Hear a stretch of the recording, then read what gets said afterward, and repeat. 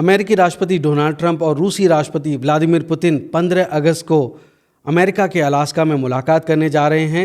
माना जा रहा है कि 24 फरवरी 2022 से चला आ रहा रूस यूक्रेन युद्ध अब शायद समाप्त हो जाएगा।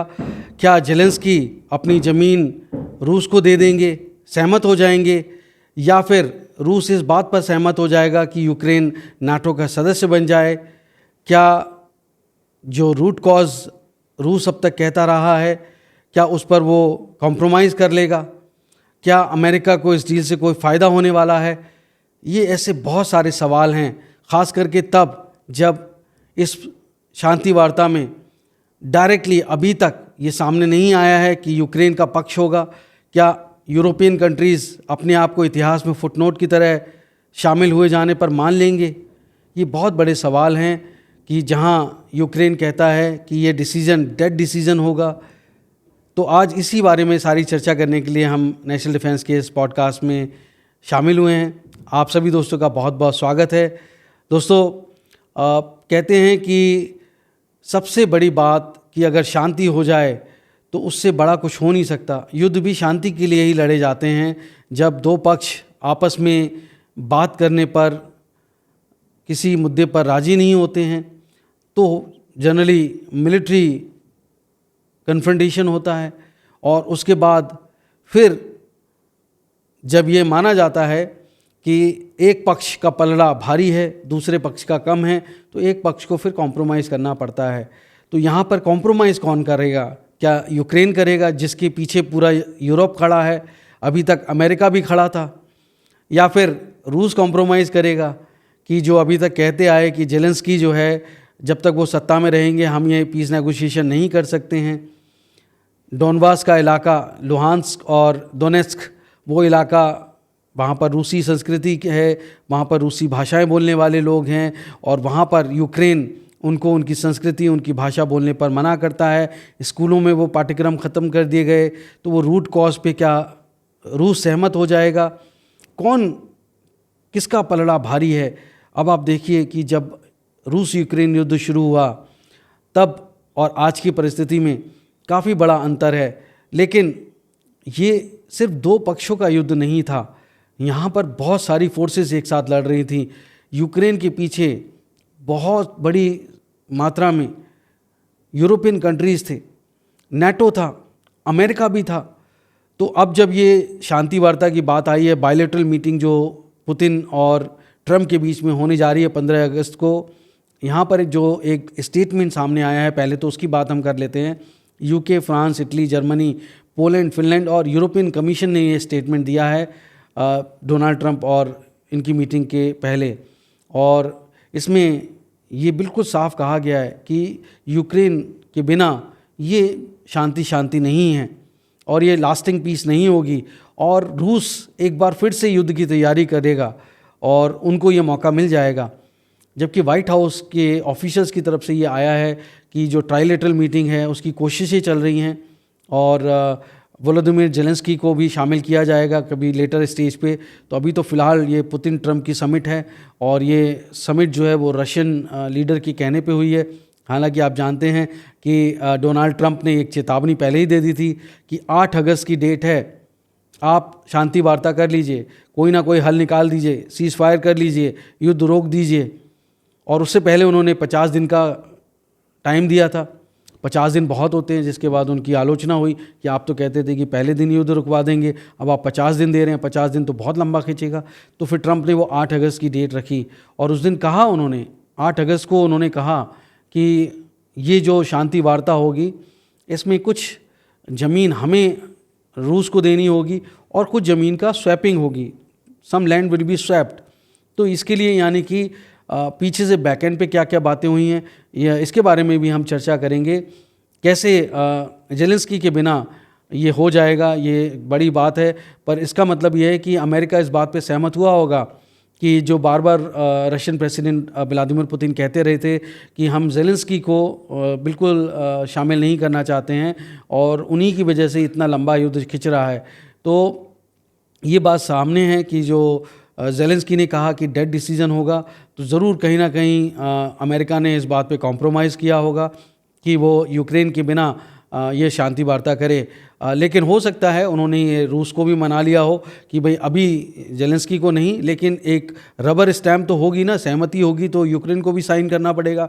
तो कम से कम जेलेंस्की एक रबर स्टैम्प की तरह बाद में इस्तेमाल किया जा सकता है। तो जेलेंस्की को शायद बाद में वो ट्राइलेटरल समिट में इंक्लूड करेंगे।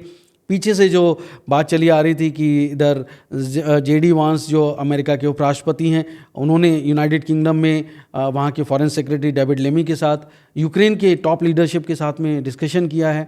उसमें जेलेंस्की नहीं थे, ऑफकोर्स उनके डिफेंस मिनिस्टर वगैरह थे। तो ये एक कॉन्टेक्स्ट था जो मैंने कहा आपको पहले बता दूं। लेकिन यहाँ सबसे बड़ी बात है कि आखिर अलास्का में मीटिंग क्यों हो रही है। तो अलास्का में मीटिंग होने का एक बहुत बड़ा कारण है क्योंकि जियोपॉलिटिकल न्यूट्रलिटी है कि अलास्का जो है सबसे पास में है अमेरिका टेरिटरी से और रूस की टेरिटरी से। 55 किलोमीटर की दूरी है केवल रशियन टेरिटरी से। बेरिंग स्ट्रेट से अगर हम देखें, डायोमीड आइलैंड जो हैं वहाँ से केवल 55 किलोमीटर की दूरी पे ही अलास्का है।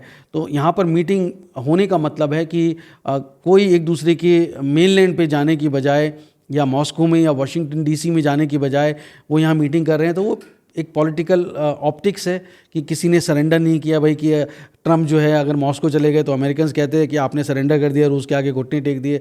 और अगर व्लादिमीर पुतिन चले जाते वो कहते आप तो इतने सॉफ्ट हो गए, इतना हार्ड स्टैंड आपने लिया, स्पेशल मिलिट्री ऑपरेशन चलाया और आप वाशिंगटन डीसी बात करने चले गए तो आपको सरेंडर कर दिया। तो ऐसे एलिगेशंस नहीं लगेंगे। अब अलास्का में मीटिंग हो रही तो सबसे बड़ी तो एक पॉलिटिकल ऑप्टिक्स है कि होस्ट एडवांटेज मिल रहा है यहाँ पे। और हिस्टोरिकली देखें तो अलास्का जो है वो कोल्ड वॉर के समय में सोवियत रूस और अमेरिकन जो थे उनके डेलीगेशंस मिलते रहते थे और बहुत ही सीक्रेट लेवल पे मीटिंग्स होती थी। और हिस्टोरिकल सिंबॉलिज्म है इसका। एक समय में रशियन एम्पायर का ही हिस्सा रहा। 1867 में जो है इसको रूस ने जो है अमेरिका को बेच दिया था। और ये काफ़ी बड़ा ट्रांजैक्शन था देखा जाए तो। $7.2 मिलियन में रूस ने अमेरिका को बेच दिया। हालांकि आज उसकी कीमत $140 मिलियन से ज़्यादा होगी, पर ये कुछ भी नहीं है। हमारे बाबा रामदेव जैसे लोग इसको ख़रीद लेंगे। अगर आज की डेट में कहें $140 मिलियन कुछ भी नहीं है। आप सोचिए हमारे रूस ने उस ज़माने में अलास्का को बेच दिया। तो वहाँ पे रूस में कहते हैं कि चलो आप ये बड़े उछल रहे हैं वहाँ पे लोग कि ये अलास्का तो हमारा ही था, इसको भी वापस ले लो। तो ये एक तरह से मीम्स भी बन रही हैं कि भाई Alaska is ours, take it back, take it back. तो यहाँ पे सिक्योरिटी लॉजिस्टिक्स अगर हम अमेरिका की दृष्टि से देखें तो उनके लिए काफ़ी फ़ायदा है क्योंकि वहाँ पे सर्विलेंस आसान है, वहाँ पे मीटिंग हो रही है तो सेफ़ होंगे कि वो अपनी रूस से जो भी मिसाइलें जो हैं दागी जा सकती हैं उन पे वो सब नज़र रख सकते हैं। और डायरेक्ट फ़्लाइट्स हैं तो यहाँ पे यूरोपियन कैपिटल्स जो हैं वो बड़े आराम से, अगर कल को जेलेंस्की को भी विज़िट करना पड़े, यूरोपियंस को विज़िट करना पड़े तो एक न्यूट्रल ग्राउंड है। और अलास्का में जो है नोराड है, north American aerospace defence command. तो वहाँ पे जो नोराड फैसिलिटी है वो अर्ली वार्निंग रडार सिस्टम लगे हुए हैं, वो रशियन मिसाइल की सारी एक्टिविटी को देखते हैं। तो अमेरिकन्स को भी लगता है कि उनके राष्ट्रपति हैं तो वो भी सुरक्षित रहें। हालांकि ऐसा डिप्लोमेसी में ऐसा होता नहीं है, लेकिन फिर भी तो एक आर्कटिक स्ट्रेटजी का हिस्सा रहा है। दोनों के बीच में कंपटीशन रहा है। अगर देखें रूस भी है वहाँ पे, चीन भी है और वहाँ पे अमेरिका भी है। तो अलास्का जो है एक सिग्निफाई करता है कि कहीं ना कहीं आर्कटिक जो है वो प्रेजेंस है जहाँ पे मीटिंग अगर हो रही है डिप्लोमेटिकली तो ये बहुत रिसोर्स वाला जगह है जहाँ पे आर्कटिक पावर्स हैं और वो अनटैप्ड ऑयल है, वहाँ पे गैस है, रेयर मिनरल्स हैं। तो जाहिर सी बात है कल को हो सकता है कोई डील रूस और अमेरिका ही कर ले वहाँ पे साथ में मिलके। तो ये एक तरह से देखा जाए तो यहाँ पे मतलब सिग्निफिकेंस बहुत ज़्यादा है। और मैं एक बार फिर से बताऊँगा आपको 1867 में जब अमेरिका और रूस की अच्छी दोस्ती थी तो उन्होंने 7.2 मिलियन में बेच दिया। और इसलिए क्योंकि उनको लगता था ब्रिटिश कनाडा जो है वो रूस को ये लगता था कि वो सुरक्षित नहीं रख पाएंगे इसको, अलास्का को। और मिड 1800s में रशियन एम्पायर जो है उनको फिनेंशियल बड़ी प्रॉब्लम्स थी। क्रीमियन वॉर हुई थी 1853 से लेके 1856 तक। तो मैंने रूसियों को लगता था कि ये अलास्का जो है उनके लिए मेंटेन करना बड़ा कॉस्टली है, बहुत दूर है मॉस्को से और डिफेंड नहीं कर पाएंगे, उनकी पॉपुलेशन को नहीं बचा पाएंगे। और वहाँ पे फर ट्रेड भी बहुत डिक्लाइन हो गया था, तब गोल्ड और ऑयल डिस्कवर नहीं हुआ था।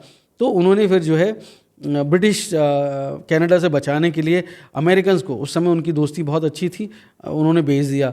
और ये जो है बहुत मायने में मतलब देखा जाए तो बहुत रिसोर्स रिच है, आर्कटिक में बहुत बड़ी पावर है देखा जाए तो एक तरह से रशिया और यूएस को रीअलाइन करने का एक मौका मिला ब्रिटिश इन्फ्लुएंस के अगेंस्ट।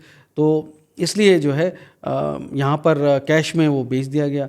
पॉलिटिकल फैक्टर्स थे अमेरिका में उस समय, एक्सपेंशनिस्ट फेज चल रही थी, मैनिफेस्ट डेस्टिनी नाम की सिविल वॉर के बाद में। तो उनके जो सेक्रेटरी ऑफ स्टेट थे विलियम एच सीवर्ड, उन्होंने इस डील को पुश फॉरवर्ड किया था और एक तरह से पैसिफिक में उनको ट्रेड और रिसोर्सेज के लिए गेटवे मिल गया। और ये एक जो डील थी गोल्ड ऑयल स्ट्रेटेजिक लोकेशन की वजह से बाद में इससे अमेरिका को बहुत फ़ायदा हुआ। और जब जो उस समय ज़ार होते थे अलेक्जेंडर टू, रशिया के एम्परर, जिन्होंने राज किया 1855 से लेके 1881 तक, उन्होंने उनके समय ये डील हुई। और अमेरिका के 17th प्रेसिडेंट थे, 17वें राष्ट्रपति थे, आज 47वें हैं ट्रम्प साहब, तब जॉनसन साहब थे, एंड्रयू जॉनसन साहब, तो उनके समय में ये डील हुई थी। वो 1865 से 1869 के बीच में अमेरिका के राष्ट्रपति थे। तो विलियम सीवर्ड की वजह से ये डील हो पाई। और इधर रशिया में जो है एडवर्ड डी स्टॉकेल थे, उनके मिनिस्टर टू वाशिंगटन, तो उनकी वजह से ये डील हो पाई। तो बहरहाल अब आप समझ गए होंगे कि अलास्का क्यों इम्पॉर्टेंट है, क्योंकि ये सब के मन में सवाल था कि भाई पुतिन और ट्रंप अलास्का में ही क्यों मिल रहे हैं।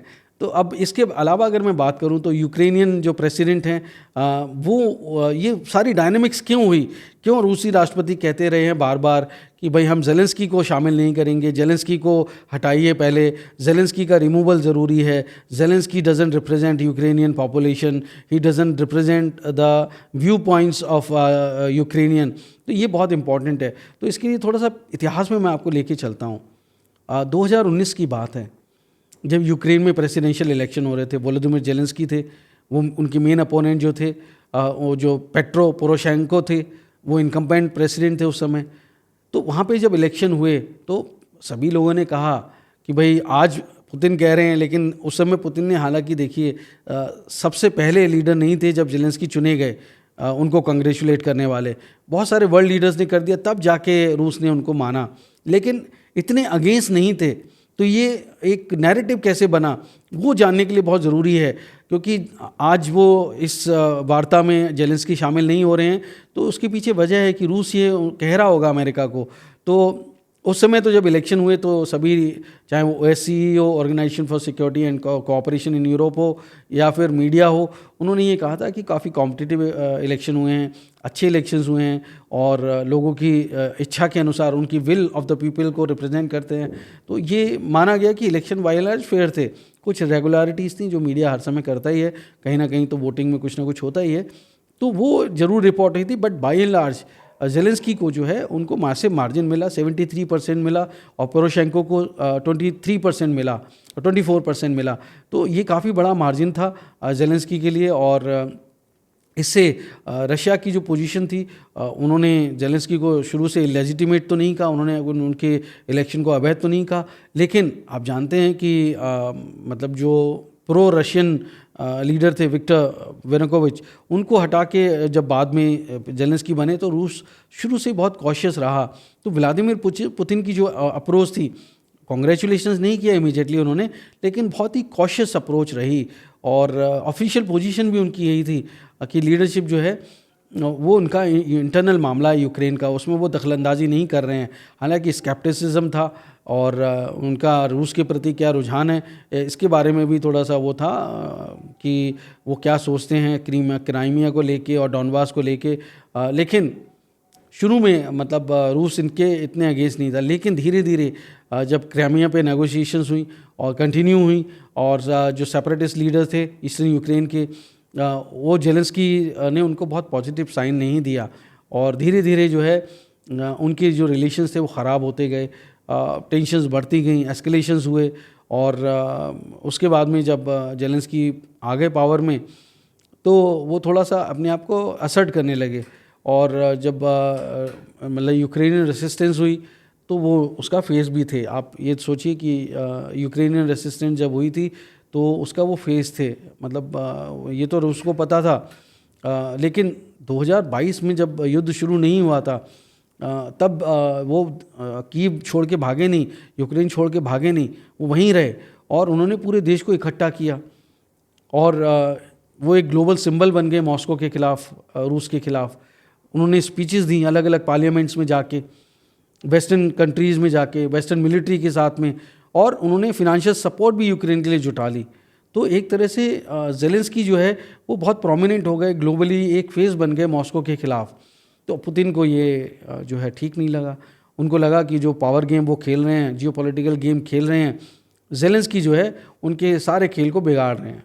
तो कुल मिला के जेलेंस्की जो थे वो नेटो कंट्रीज़ के साथ में अलाइन हो गए, यूरोपियन यूनियन के साथ अलाइन हो गए, और एक तरह से 2014 और 15 का जो मिन्स्क एग्रीमेंट था जेलेंस्की के आने से पहले, जहाँ पे ये पॉसिबिलिटी थी कि मिन्स्क स्टाइल नेगोशिएशंस होंगी और डॉनबास में जो कन्फ्लिक्ट चल रहा है, यूक्रेन में जो वेस्टर्न इंटीग्रेशन की बात चल रही है, वो ख़त्म हो जाएगी। लेकिन ये हुआ नहीं।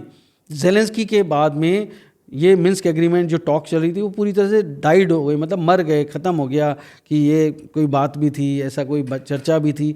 पूरी तरह से उन्होंने इस बात को ख़त्म कर दिया। तो वो एक तरह से फेल हो गया जो एफर्ट्स थे। तो डॉनबास को स्पेशल स्टेटस और क्रीमिया को जो है उसको रूस अपने पास रखना ही चाहता था। तो यहाँ पे जेलेंस्की के आने के बाद में वो बार बार ये डिमांड करने लगे कि भाई हमें नेटो का मेंबर बनाइए।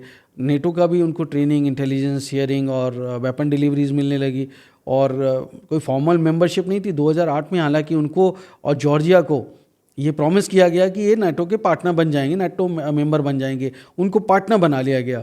अब व्लादिमीर पुतिन के लिए ये रेड लाइन थी, क्योंकि यूक्रेन को किसी भी कीमत पे रूस अपने स्फीयर ऑफ इन्फ्लुएंस से बाहर नहीं जाने देना चाहता। आप अंदाज़ा लगाइए, रूस ने बेलारूसियंस और यूक्रेनियन पॉपुलेशन की, जो वहाँ पे रशियंस रहते हैं, वो लैंग्वेज बोलते हैं, उनकी संस्कृति के लिए उन्होंने सेकेंड वर्ल्ड वॉर लड़ ली, द्वितीय विश्व युद्ध लड़ लिया रूस ने।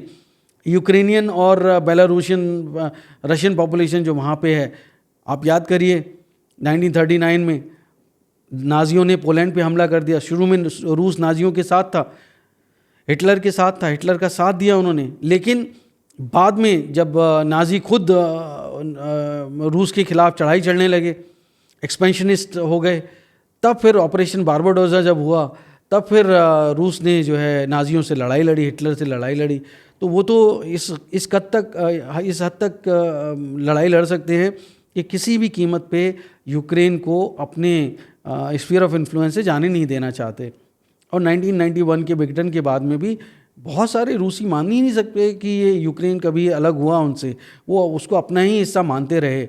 और इसलिए जो वॉर थी वो रिजीम चेंज की वॉर हो गई।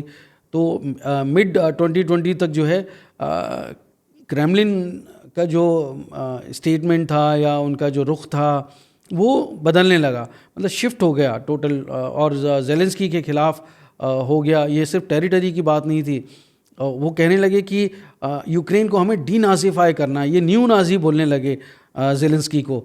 तो अब रूस की लड़ाई सिर्फ टेरिटरी की नहीं थी, रूस की लड़ाई जेलेंस्की को अपदस्थ करने की थी, अनसीट करने की थी, और ये धीरे धीरे पर्सनलाइज कन्फ्लिक्ट होता गया और जेलेंस्की को वेस्टर्न पपेट मानने लगा अमेरिका, रूस। तो वेस्टर्न पपेट का मतलब है कि यूरोप और यूएस का पपेट। तो जाहिर सी बात है, आप देखिए, अगर इतिहास रूस को गलत नहीं माना उन्होंने, जेलेंस्की यूरोप के लिए लड़ते रहे, यूरोप के सारे कंट्रीज़ उनको मिलिट्री फिनेंशियल मदद देते रहे, और अमेरिका भी देता रहा जो बाइडेन के नेतृत्व में। तो ये लड़ाई सिर्फ रूस और यूक्रेन की नहीं थी।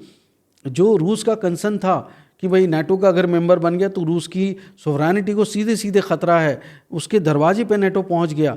तो एक बफर की तरह जो यूक्रेन था वो उनके स्फीयर से निकल गया अगर, तो समझ लीजिए कि रूस की टेरिटोरियल इंटीग्रिटी को, उनकी सोवरेनिटी को, उनके कल्चर को, उनकी लैंग्वेज को ख़तरा ही ख़तरा था। और ये जेलेंस्की ने प्रूव कर दिया बार बार, जिस तरह से वहाँ पे ऑर्थोडॉक्स चर्च, जिस तरह से वहाँ के स्कूलों में रशियन लैंग्वेज के लिए या उनकी संस्कृति के लिए उनके खिलाफ उन्होंने जो निर्णय लिए, तो उससे उनका जो शक था वो एक तरह से सही साबित हुआ।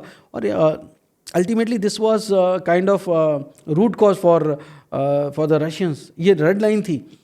तो ज़ेलेंस्की को वो पावर में देखना नहीं चाहते थे, उनको बार बार ये था कि ये हटाना है इनको, और इसीलिए उन्होंने जो है स्पेशल मिलिट्री ऑपरेशन लॉन्च किया।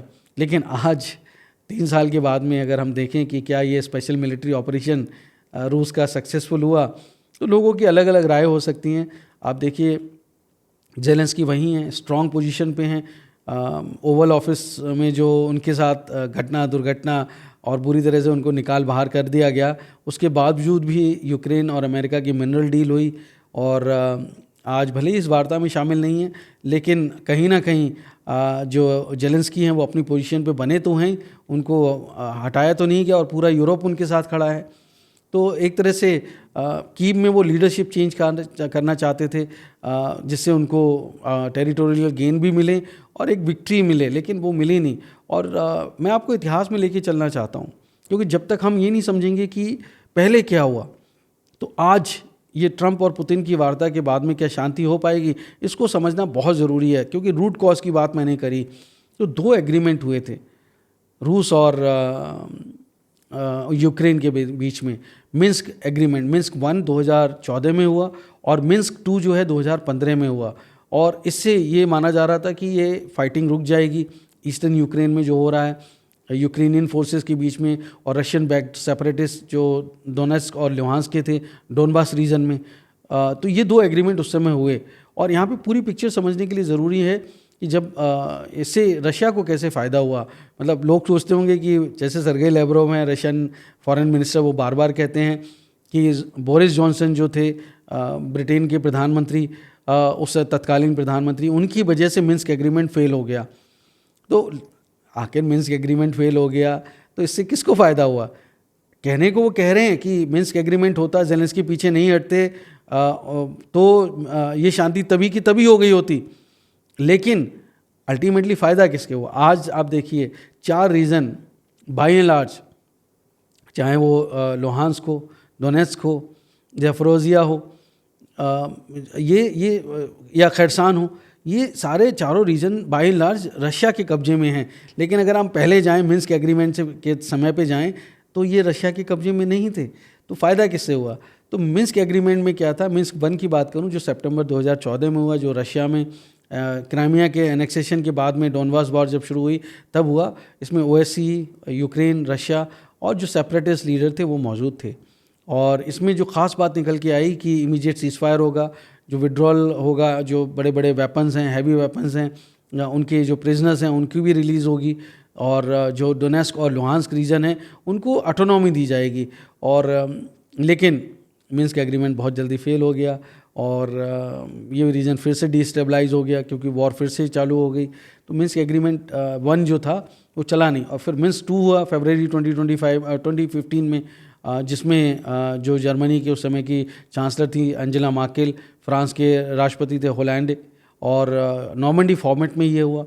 और इसमें जो मेन प्रोविजंस आई उसमें सीज़फायर होगी, विड्रॉल ऑफ हैवी वेपन्स होंगे, एमनेस्टी मिलेगी जो फाइटर्स वहाँ पे लड़ रहे हैं, और यूक्रेन में कॉन्स्टिट्यूशनल रिफॉर्म होंगे जिससे डोनेट्स्क और लुहांस्क को वो स्पेशल स्टेटस दे पाएँ।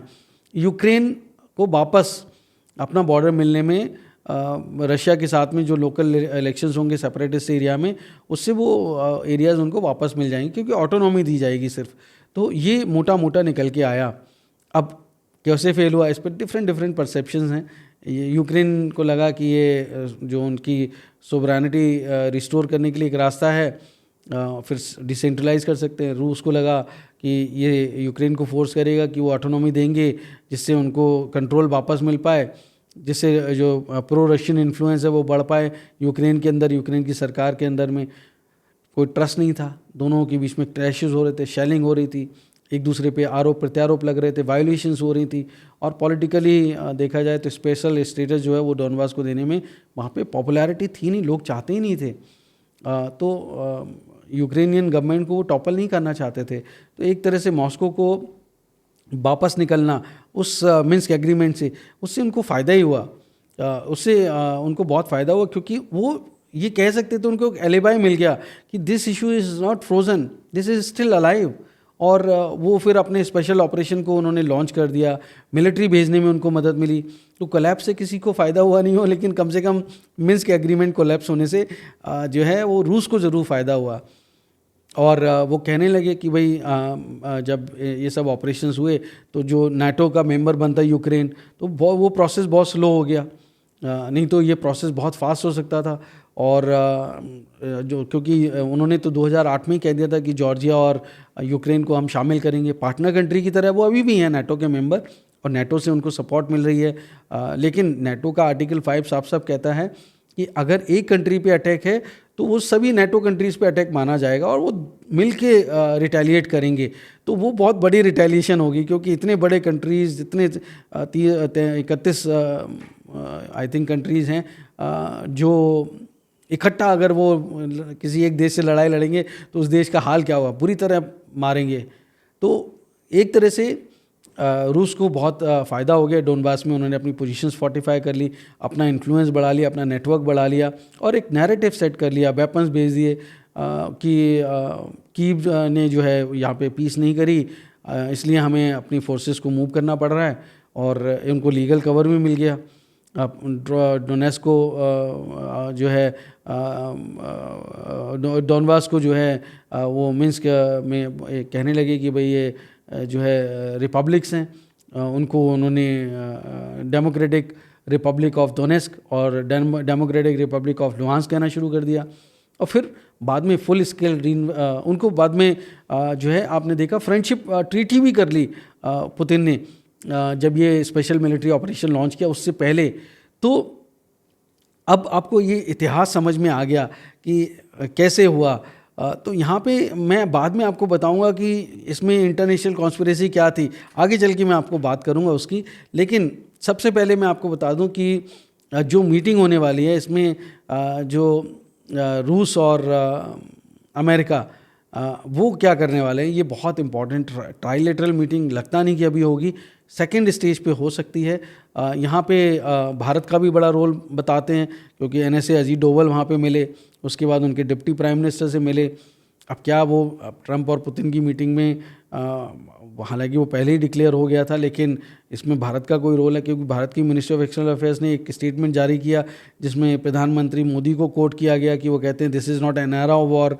अब रूस और अमेरिका को ये बताना कि this is an era of war और नॉट, ये तो मेरे ख्याल से वो खुद ही समझ सकते हैं, क्योंकि आप खुद ऑपरेशन सिंदूर की अभी लड़े हो, अब दुनिया को कैसे कहोगे this is not an era of war.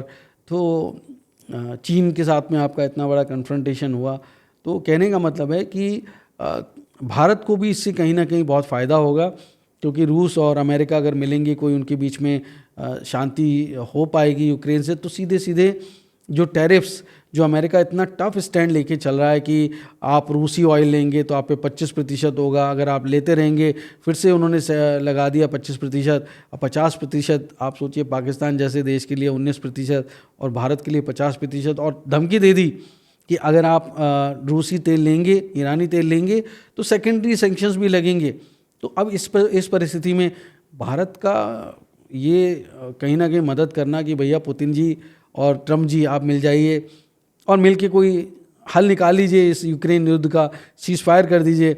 मैं कहता हूँ टेम्परेरी ही सही, लेकिन अगर सीज़ फायर हो गई और ट्रूप विड्रॉल हो गया तो ये अपने आप में बहुत बड़ी जीत होगी भारत के लिए, क्योंकि फिर उस केस में राष्ट्रपति ट्रंप एक नए इकोनॉमिक, एक तो रशिया के खिलाफ इकोनॉमिक सैंक्शंस उठा लेंगे, वापस ले लेंगे, तो रूस जो है डिप्लोमेटिकली भी पूरे दुनिया में अपना वर्चस्व फिर से स्थापित करने में लग जाएगा और अपनी इकोनॉमी को फिर वापस ओपन कर देगा।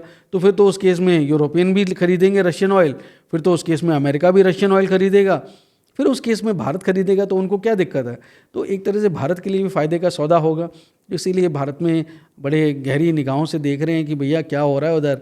तो अब यहाँ पे दोनों के बीच में क्या टेरिटरी स्वीप होगी, क्या एग्रीमेंट होगा, ये दोनों तरफ से बहुत स्ट्रॉन्ग रिएक्शंस आई हैं। और जेलेंस्की ने तो कह दिया we will not reward Russia for what it has penetrated. और वो कोई भी डिसीजन बिना यूक्रेन के होगा, it would be decision against the peace, मतलब शांति के खिलाफ होगा। Russian will still impose the idea of exchanging Ukrainian territory for Ukrainian territory with consequences that guarantee nothing but more convenient positions for the Russians to resume the war। ऐसे ऐसे statement आ रहे हैं। और यहाँ पे जो वाइट हाउस है, अब वो कह रहे हैं यूरोपियन के आपके भैया जो ये ख्यालात हैं ये गलत हैं और ऐसा नहीं होगा। रशिया को जो है कहीं ना कहीं तो शांति करने के लिए आपको कुछ एक्सचेंज किया ही जाएगा। तो अभी ये माना जा रहा है कि रूस को जो डॉनबास रीजन है ईस्टर्न यूक्रेन में, उनको वो क्रीमिया पेनिनसुला और जो डॉनबास रीजन है उनको वो मिल जाएगा रूसियों को। बाकी जो कुछ टेरिटरीज़ हैं वो रूस जो है वो वापस दे देगा यूक्रेन को, ऐसा लगता है। अब यहाँ पे दोनों की तरफ से स्टेटमेंट्स तो आ रहे हैं, लेकिन अल्टीमेटली ये हो क्या रहा है, मतलब ये क्यों, अमेरिका का इंटरेस्ट क्या है? तो आप समझ लीजिए कि अमेरिका जहाँ पे है उनको मलाई मिलती है। अगर रूस और यूक्रेन के बीच में जो है वो शांति हो जाएगी, युद्ध रुक जाएगा, तो वो कोई ना कोई डील करेंगे। क्योंकि अभी आप देखिए उन्होंने यूक्रेन के साथ में मिनरल डील की थी। अब वो उससे पहले जब उनकी डील नहीं हुई थी ताज़ा वाली, एक डील पहले हुई थी जो बाइडन के समय युद्ध शुरू होने से पहले, और युद्ध भी मिनरल डील होने के बाद शुरू हुआ। और अगर हम देखें तो यहाँ पे जो सेकंड डील हुई यूक्रेन के साथ में अमेरिका की अभी अप्रैल में, उसके बाद एस्केलेशन हुआ। तो मिनरल डील एक बहुत बड़ा रूट फैक्टर था इस वॉर को शुरू कराने का, ऐसा मेरा मानना है। और अगर आप देखेंगे इतिहास में, ऐतिहासिक तौर पे तो ये है। लेकिन जब ये यूक्रेन और अमेरिका की मिनरल डील नहीं हुई थी तो रूस के राष्ट्रपति व्लादिमीर पुतिन ने सीधे सीधे साफ साफ कहा था कि भैया अमेरिका, ट्रम्प साहब, आप हमसे डील कर लीजिए। जो हमारा इलाका है डॉनबस, लुहांस्क डेमोक्रेटिक रिपब्लिक और दोनेत्स्क डेमोक्रेटिक रिपब्लिक, यहाँ पे आप मिनरल एक्सट्रैक्ट करिए और उनको माइन करिए और हमारे साथ में आप ये डील कर लीजिए, हम आपको अलाउ करेंगे यहाँ पे। लेकिन तब यूक्रेन के साथ चल रही थी और जेलेंस्की गए भी थे ओवल ऑफिस में डील साइन करने के लिए, लेकिन शायद अमेरिका ने कह दिया कि भैया तुम्हें 360 बिलियन डॉलर हमने जो तुम पे खर्च किए हैं इस युद्ध के दौरान वो तुम्हें वापस देने होंगे। तो जेलेंस्की शायद बिदक गए और उन्होंने पूरा अपना स्टैंड अलग ले लिया। और उसके बाद में अमेरिकी ने बहुत लताड़ा और उनको लिटरली बेइज्जत करके ओवल ऑफिस से भगाया। बाद में जेलेंस्की यूके के पास गए और फिर हाथ जोड़ते जो है बाद में उन्होंने अपनी भाषा सुधारी और फिर वो अमेरिकन उनसे बात करने को राजी हुए।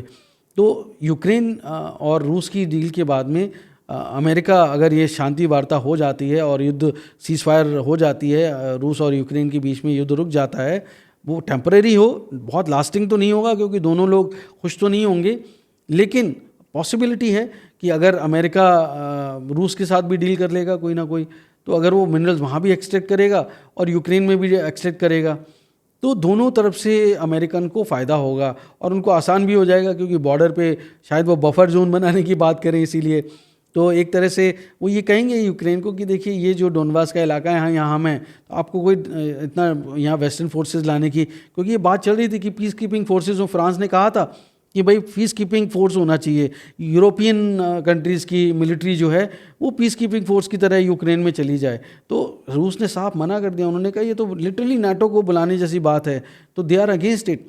इसका मतलब है कि अमेरिका ने कहा होगा कि भाई हम मिनरल वहाँ पे माइन कर रहे हैं, तो जब रूस हमें नहीं कह रहा तो आपको ऊपर हमला नहीं करेगा क्योंकि हम तो वहाँ पे हैं। तो मुझे लगता है ऐसा कि ज़रूर कुछ अमेरिका इस तरह का पीस डील करने वाला है जिसमें मिनरल डील भी उनकी डायरेक्ट शामिल होगी, क्योंकि स्टीव विटकॉफ गए थे और उसके बाद में ही देखिए ये निकल के आया कि पुतिन और राष्ट्रपति ट्रम्प मिलने वाले हैं। तो कहीं ना कहीं स्टीव विटकॉफ की बहुत बड़ी भूमिका है इस मुलाकात में, वो उसको अच्छे से समझते हैं, रूस को अच्छे से समझते हैं और रूस को भी ये लगता है कि ये हमने इतने दिन लड़ाई लड़ ली, इतने सैनिक हमारे चले गए। हालांकि ये ख्याल ये भी है कि रूस लोग कह रहे हैं कि अभी 1 साल 18 महीने 1.5 साल जो है रूस यूक्रेन के साथ युद्ध जारी रखेगा, जिससे वो अपनी पोजीशंस को और फोर्टिफाई कर ले। फिर रशिया मतलब जेलेंस्की के पास सोल्जर्स ही नहीं बचेंगे इतने। पर मेरा मानना ये है कि आज अमेरिका को ये एहसास हो गया है कि रूस को कंटेन करने के लिए, क्योंकि रूस हाइपरसोनिक मिसाइल बना चुका था काफ़ी पहले, और अमेरिका के पास हाइपरसोनिक मिसाइल का कोई इंटरसेप्टर नहीं था, एयर डिफेंस सिस्टम था ही नहीं। तो उनको वो चाहे कन्वेंशनल स्ट्राइक करता, चाहे वो न्यूक्लियर स्ट्राइक करता, तो उनको हर तरह से अपनी मेनलैंड पे ख़तरा दिख रहा था। रूस के मार्स मिशन बहुत पावरफुल पोजीशन पे थे। रूस और यूरोपियन कंट्रीज़ का इस वॉर से पहले बहुत अच्छा यूरोपियन यूनियन का रूस के साथ में मार्स मिशन को लेके बड़ी अच्छी वो चल रही थी। तो रूस, अमेरिका को लग रहा था कि ये रशिया जो हमारे स्फीयर ऑफ इन्फ्लुएंस से चला जाएगा, हम स्पेस रेस में मार्स पे जाने की हम तैयारी कर रहे हैं, हम शायद रूस से पीछे हो जाएंगे।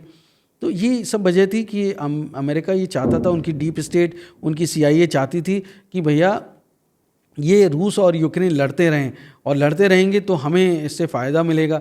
और इसीलिए शायद आप देखिए 1991 में जब यूक्रेन बना, उसके बाद में जो ट्रीटी हुई, तो यूक्रेन के सारे न्यूक्लियर वेपन जो है उन्होंने हटवा दिए, कि यूक्रेन को न्यूक्लियर फ्री कर दिया।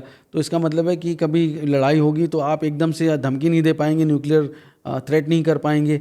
तो आप जो लड़ाई है वो प्रोटेक्टेड वॉर होगी, वो कन्वेंशनल वॉर होगी। और आप देखिए वो बिल्कुल वैसा ही हुआ। तो कन्वेंशनल, तो आप इसीलिए मैं कहता हूँ कि अगर आपको इतिहास में देखेंगे तो यूरो मैदान पे सबसे पहले देखिए कि हुआ क्या, यूरो मैदान में हुआ क्या। जब 2014 जब यूरो मैदान का प्रोटेस्ट, वो सबसे इम्पॉर्टेंट है इस बात को समझना कि ये जो है ट्रीटी जो है ये लंबी चलेगी। ये जो भी बातचीत चल रही है, जो भी 4 एरिया के बारे में कह रहे हैं कि दोनेस्क है, लुहांस्क है, ज़फरजिया है, खैरसान है, ये इस सब का कंट्रोल किसको मिलेगा, ये तब तक आप नहीं समझ पाएंगे जब तक कि आप यूरो मैदान के प्रोटेस्ट को नहीं समझेंगे। तो यूरो मैदान का प्रोटेस्ट जो है उसको समझना बहुत ज़रूरी है। और वहाँ पे कहते हैं कि CIA जो है वो NGO को फंड कर रही थी, वहाँ पे जो लोकल स्टूडेंट यूनियंस हैं उनको फंड कर रही थी, और वहाँ पर जो है बहुत सारे ऐसे पॉलिटिकल फिगर्स थी उनको फंड कर रही थी, और यूरोपियन कंट्रीज़ भी कर रहे थे और अमेरिका भी कर रहा था। तो उसकी वजह से ये प्रोटेस्ट हुए। और जो रूस के फेवर में थे, विक्टर यानुकोविच राष्ट्रपति यूक्रेन के, उनको लिटरली भागने पे मजबूर कर दिया गया। और फिर यूक्रेन की राडा में जो है ये हो गया कि जब वो वोट पड़े तो विक्टर यानुकोविच के ख़िलाफ़ पड़े, और फिर उनको छोड़ना पड़ा। तो रशियन इन्फ्लुएंस वहाँ ख़त्म हो गया।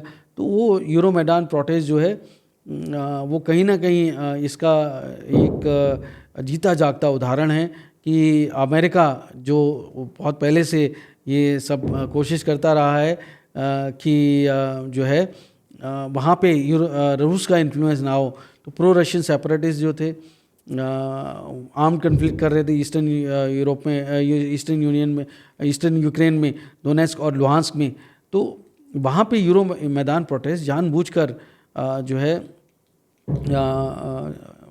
कराए गए, और उसके पीछे अमेरिका था। तो आज अमेरिका अगर एक रूस और यूक्रेन के बीच में शांति वार्ता कराना चाहता है, तो या शांति वार्ता किस तरह की होगी पता नहीं, लेकिन कह रहे हैं कि इससे सिक्योरिटी और स्ट्रेटेजिक इंटरेस्ट जो हैं, ब्लैक सी में कुछ कंट्रोल है, जो कुछ रशियन जो कहते हैं कि हमें भाई एक तरह से हमारा सेवास्तोपोल और ब्लैक सी जो कंट्रोल है हमारा, और मेडिटेरेनियन में हमारा प्रोजेक्शन होगा इसकी ईस्टर्न, उसकी वजह से बफर स्टेट बनेगी।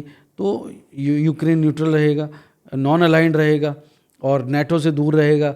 हमें एनर्जी रूट्स मिलेंगे, पाइपलाइन होगी, यूरोप में जाएगी, स्ट्रेटेजिक इकोनॉमिक हमारे लिए उसके बेनिफिट्स मिलेंगे। आइडियोलॉजिकल पुतिन के लिए बड़ा अच्छा होगा कि रशियंस ने कहा कि यूक्रेनियंस वन पीपल हैं, एक ही लोग हैं, तो उनको एक लेजिटिमेसी मिलेगी। और फिर लॉन्ग टर्म गोल्स भी हैं कि रशियन इन्फ्लुएंस जो है सोवियत टेरिटरीज़ पे उनका बना रहेगा, वेस्टर्न मिलिट्री प्रेजेंस नहीं होगी।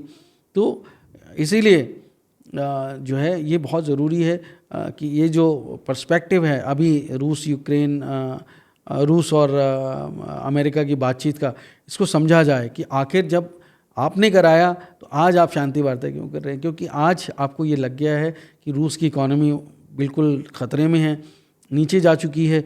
रूस सरवाइव कर गया लेकिन ग्रो नहीं कर पाया, वो बहुत पीछे चला गया। जिस तरह से उनकी साइंस, जिस तरह से उनकी मिलिट्री जिस तरह से उनका इकोनॉमिक इन्फ्लुएंस था वो बहुत ख़त्म हो गया, और उनके ऊपर जाहिर सी बात है कि कर्ज भी बढ़ गया, और इधर उनको बिज़नेस करने का मौका नहीं मिल रहा, सैंक्शंस हैं। तो अब ये माना जा रहा है कि कहीं ना कहीं जो है ये रूस भी चाहता है कि भैया ये युद्ध रुक जाए, और वो ये जानता है कि यूरो मैदान इन्होंने ही कराया। उनकी इंटेलिजेंस को पता था कि अमेरिका और वेस्टर्न गवर्नमेंट्स करा रही हैं, एनजीओ को फंड कर रही हैं, रशियंस इस बात को जानते थे, लेकिन बावजूद इसके उन्होंने ट्रिगर कराया कि नवंबर 2013 में, लेकिन बावजूद इसके रशियंस सब देखते रहे, और रशियंस जो है अमेरिकन से बात करते रहे। हालांकि आप देखिए कि जून 2021 में आखिरी बार जो बाइडन मिले थे, उसके बाद से कोई अमेरिकी राष्ट्रपति पुतिन से नहीं मिला, क्योंकि जून 2021 में मिलने के 9 महीने के बाद राष्ट्रपति पुतिन ने स्पेशल मिलिट्री ऑपरेशन की घोषणा कर दी और फुल स्केल वॉर शुरू हो गई। उसके बाद से अब मिल रहे हैं, तो अब जब मिल रहे हैं तो ये क्लियर है कि अमेरिका को अब लगने लगा है कि भैया उनका हाइपरसोनिक मिसाइल डिफेंस सिस्टम जो है, जिसे वो गोल्डन डोम कह रहे हैं, बन के तैयार है, बस डिप्लॉयमेंट की बात है, थोड़ा सा टाइम लगेगा। इस बीच में रशिया अपना रिकन्स्ट्रक्शन करेगा, रशिया को वो साथ लेंगे। रशिया अभी 5-7 साल तो अपनी स्थिति में वापस आने में उनको वैसे लग जाएंगे, तब तक उनके पास अभी आप देखें तालिस्मान सेवर जो 2025 जो ऑस्ट्रेलिया में एक्सरसाइज की है, 19 देशों की एक्सरसाइज होती है, उसमें उन्होंने अपना हाइपरसोनिक वेपन दिखाया है अमेरिका ने। अब आप गैप देखिए, 2017 में रूसी राष्ट्रपति पुतिन ने अनवील कर दिया था हाइपरसोनिक वेपन, और आज 2025 में अगर आप दिखा रहे हो तो 7 साल का गैप है, लेकिन अमेरिका ने उस गैप को बाई लार्ज फिल कर दिया। तो एक गोल्डन डोम बन गई है अब, लेकिन गोल्डन डोम को सेंसर्स लगाने होंगे उनको, अंडर वाटर, सरफेस पे, वाटर पे, अर्थ सरफेस पे, फिर एयर में, फिर स्पेस में भी सेंसर्स लगेंगे, क्योंकि हाइपरसोनिक है, वो स्पेस में जाएगी, फिर वापस आएगी, फिर वो हाइपरसोनिक स्पीड से, मतलब ध्वनि की गति से 7 गुना तेज़ी से जब इस मिसाइल आएगी तो उसको इंटरसेप्ट करना, फिर उसके लिए आप दूसरी मिसाइल दागोगे, उसको वो न्यूट्रलाइज करेगी। तो इतनी बड़ी कैपेबिलिटी के लिए आपको हर जगह सेंसर्स चाहिए, हर जगह मिसाइल आपको साइलोज बनाने पड़ेंगे, तैनात करनी पड़ेंगी, तो इस वक्त में इसमें वक्त लगेगा। रूसी राष्ट्रपति ने अभी बेलारूसियन राष्ट्रपति के साथ में ये घोषणा करी थी कि उनकी ओरेशनिक की मास प्रोडक्शन शुरू हो गया है और वो इसको डिप्लॉय करेंगे। तो बेलारूसियन राष्ट्रपति ने कहा भी था कि इसमें साल भर तो लगेगा ही लगेगा, तो साल भर तो उन्हीं को डिप्लॉय करने में लगेगा। तो इस दौरान अमेरिका बाई एंड लार्ज इस लेवल पे आ जाएगा कि उनको पता है कि थ्रेट असेसमेंट कर लिया उन्होंने कि अभी हाइपरसोनिक थ्रेट नहीं है, और उनको ये भी पता है कि रूस अभी भी बहुत बड़ी पावर है, और जो न्यूक्लियर वेपन की बात थी कि इंस्पेक्टर सैटेलाइट, जो न्यूक्लियर वेपन एक तरह से स्पेस में आप डिप्लॉय कर दोगे, तो उससे अमेरिका को ख़तरा लग रहा था, वेस्टर्न कंट्रीज़ को ख़तरा लग रहा था, क्योंकि बहुत ही सीक्रेटिव प्रोग्राम था। अभी तक न्यूक्लियर थ्रेट असेसमेंट में 3 चीज़ों से सबको डर लगता है। एक है कि भाई आपके न्यूक्लियर मिसाइल साइलोज हैं, एक न्यूक्लियर सबमरीन्स हैं, nuclear powered and nuclear submarines जो न्यूक्लियर हमला कर सकती है, परमाणु हमला कर सकती हैं, और तीसरा आपके पास ऐसे फाइटर जेट हैं, स्टेल्थ फाइटर जेट हैं जो कहीं पे भी जाके हमला कर सकते हैं। तो ये न्यूक्लियर ट्रायड तो था, रूस के पास भी था, अमेरिका के पास भी था, चाइना के पास है, हमारे हिंदुस्तान के पास भी न्यूक्लियर ट्रायड है। लेकिन ये वॉर जब शुरू हुई, कब शुरू हुई? तब जब उनको पता लग गया कि ये तो रूसी राष्ट्रपति जो हैं ये तो एक इंस्पेक्टर सैटेलाइट स्पेस में भेजना जा रहे हैं जो कि दूसरी सैटेलाइट को हार्म कर सकती है, किडनैप कर सकती है, उनको बंधक बना सकती है, और वो न्यूक्लियर वेपन प्लेस कर सकते हैं सब ऑर्बिट में, लो अर्थ सब ऑर्बिट में। तो उनको ये खतरा लगा, क्योंकि एक तो हाइपरसोनिक कैपेबिलिटी, ऊपर से ट्रायड के ऊपर भी ये तो क्वाड्रेट हो गया, तो एक स्टेज एस्केलेशन लैडर में आप बहुत आगे पहुंच गए। तो रूस का कोई मुकाबला ही नहीं था इनके पास में, और इसीलिए जब इनको ये पता लग गया था कि रूस ने ये वेपन डेवलप कर लिया है और ये कैपेबिलिटी डेवलप कर ली है, तो आपको याद होगा 2019 में राष्ट्रपति ट्रंप ने ही दुनिया में पहली बार स्पेस फोर्स की अनाउंसमेंट की थी, जिनके जो गार्डियंस होते हैं, जिनको गार्डियंस नाम दिया गया, तो वो स्पेस फोर्स 2019 में, उसके बाद अमेरिकी राष्ट्रपति ने, ट्रंप ने अनाउंस करी थी अपने फर्स्ट टर्म में। तो मैं समझता हूँ कि अब इनको ये सब समझ में आ गया कि आज अमेरिका के पास वो सारी कैपेबिलिटी बाई एंड लार्ज हैं, और उन कैपेबिलिटीज़ का तोड़ है तो इसकी वजह से रशिया इतनी बुरी हालत में है अभी कि वो उस लेवल पे अमेरिका से डायरेक्ट कन्फ्रंटेशन के मूड में नहीं होगा, वो डायरेक्ट कन्फ्रंटेशन की स्थिति में नहीं होगा, वो किसी कीमत पे जीत नहीं पाएंगे अगर वॉर होती है। तो उनके लिए चाइना सबसे बड़ा ख़तरा है, ना कि अभी रूस है। तो चाइना का अभी दोस्ती बहुत अच्छी है रूस और चाइना की, तो वो चाहते हैं कि हम चाइना को, अगर हमें उनको इनके इन्फ्लुएंस को कम करना है तो जाहिर सी बात है कि रूस को अपने पक्ष में लेना पड़ेगा। और यही वजह है कि 8 महीने लगा दिए, मतलब 200 दिन लगा दिए राष्ट्रपति ट्रंप ने। नहीं तो वो चाहते पहले दिन कर सकते थे। उन्होंने कहा था कि I will stop the war on day 1 of taking over the presidency. 20 जनवरी से लेकर आज आप देखिए 15 अगस्त को उनकी बातचीत होने वाली है, लेकिन रूस यूक्रेन युद्ध रुका नहीं है। इसका मतलब है कि वो समझ रहे थे, बल्कि उल्टा जो बाइडन को वो क्रिटिसाइज़ करते थे आपकी American defence industry, military industry complex को, कि वो प्रॉफिट के चक्कर में ये रूस यूक्रेन वॉर करा रहे हैं, जो बाइडन को रोज़ गालियां देते थे, आज वो उसी यूक्रेन को नाटो कंट्रीज़ के माध्यम से और यूरोपियन यूनियन कंट्रीज़ के माध्यम से वो एयर डिफेंस सिस्टम दे रहे हैं, बड़े बड़े वेपन्स दे रहे हैं, लॉन्ग रेंज मिसाइल दे रहे हैं। तो ये ट्रंप साहब ही तो कर रहे थे। क्यों कर रहे थे? क्योंकि वो हर हाल में रशिया को कंटेन करना चाहते थे, उनके स्पेस प्रोग्राम को, उनके हाइपरसोनिक वेपन प्रोग्राम को, और वो जानना चाहते थे कि इधर ज़मीन पे भी रूस इस स्थिति में ना हो, रूस की मिलिट्री इस स्थिति में ना हो कि कभी युद्ध हो तो अमेरिका के साथ में वो युद्ध ना लड़ पाएँ, और बल्कि वो अमेरिका के ही इन्फ्लुएंस में रहें, चाइना को वो कंटेन कर सकें। तो अभी उनके लिए चाइनीज़ स्पेसिंग चैलेंज है, रशिया नहीं है। आज ये उनको पूरा तरह से यकीन हो गया, इसलिए अब शांति की वो पहल कर रहे हैं। ये पहल होते होते ये भी लास्टिंग पीस नहीं होगी, ये भी टेम्परेरी ही होगी, लेकिन 1-2 साल वो उसको होल्ड कर लेंगे। और अगर उनको लगेगा कि अगर रूस कुछ इस तरह की हरकतें कर रहा है तो फिर से वो चिंगारी भड़का देंगे। तो आग में घी डालने का काम तो वो हमेशा करते रहे हैं, और फिर शांति वार्ता कराते हैं, और ये फैक्ट है वो करा रहे हैं शांति वार्ता, और युद्ध रुकवा रहे हैं। और नोबेल प्राइज़ भी शायद प्रेसिडेंट ट्रंप को मिल जाएगा इसकी वजह से। तो क्योंकि वो ओबामा को मिल गया, तो अब ट्रंप भी चाहते हैं कि भाई मुझे भी मिले। डेमोक्रेट्स को क्यों मिल गया, हमें क्यों नहीं मिला अभी तक, रिपब्लिकन को भी तो मिलना चाहिए। तो उनके लिए नोबेल पीस प्राइज़ के लिए भी ज़रूरी है।